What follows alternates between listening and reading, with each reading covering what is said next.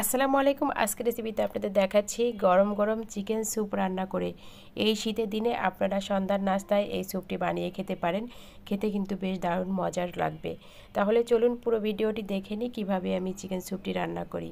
এই জন্য এখানে 2 কাপের মতন আমি পানি দিয়েছি। পানিটা বলক উঠে আসলে দিয়ে দিলাম 2 পিস আমি চিকেন, সেই সাথে আদা রসুন বাটা হাফ চা চামচ দিয়ে দিলাম। স্বাদ মতন লবণ দিয়ে এখন এই চিকেনটা আমি এখন সিদ্ধ করে নিব এই পানির সাথে। চিকেনটা যখন ভালো করে সিদ্ধ হয়ে যাবে তখন এই চিকেনটা আমি নামিয়ে নিব। তো এখানে চিকেনটা সেদ্ধ হয়ে গেছে, এখন চিকেনগুলো উঠিয়ে নিচ্ছি।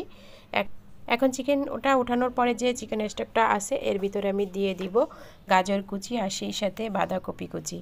আপনারা যে কোনো এই যে শীতের সবজি দিতে পারেন। এখন আমি এর ভিতরে দিয়ে দিব টমেটো সস 1 টেবিল চামচ আর সেই সাথে আমি দিয়ে দিব সয়া সস।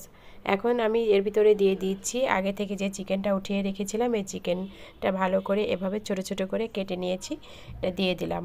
এখন দিয়ে দিব সাদা গোলমরিচের গুঁড়া হাফ চা চামচের মতন। এখন আমি এই তো ভালো করে আবার এই চিকেনের সাথে আমি রান্না করে নিচ্ছি। রান্না করে নেওয়ার পরে এখন আমি 1 টেবিল চামচের মতন কর্নফ্লাওয়ার গুলিয়ে রেখেছিলাম, এটা দিয়ে দিলাম। আর সেই সাথে আমি ডিমের সাদা অংশ দিয়ে লেবুর রস আর কাঁচামরিচ আর এই যে ধনিয়া পাতা কুচি দিয়ে এখন আমি নেড়েচেড়ে নামিয়ে নিচ্ছি। এভাবেই শীতের বিকালে আপনারা এই গরম গরম চিকেন স্যুপটি অল্প সময়ের মধ্যেই রান্না করে নিতে পারেন ঝটপট করে।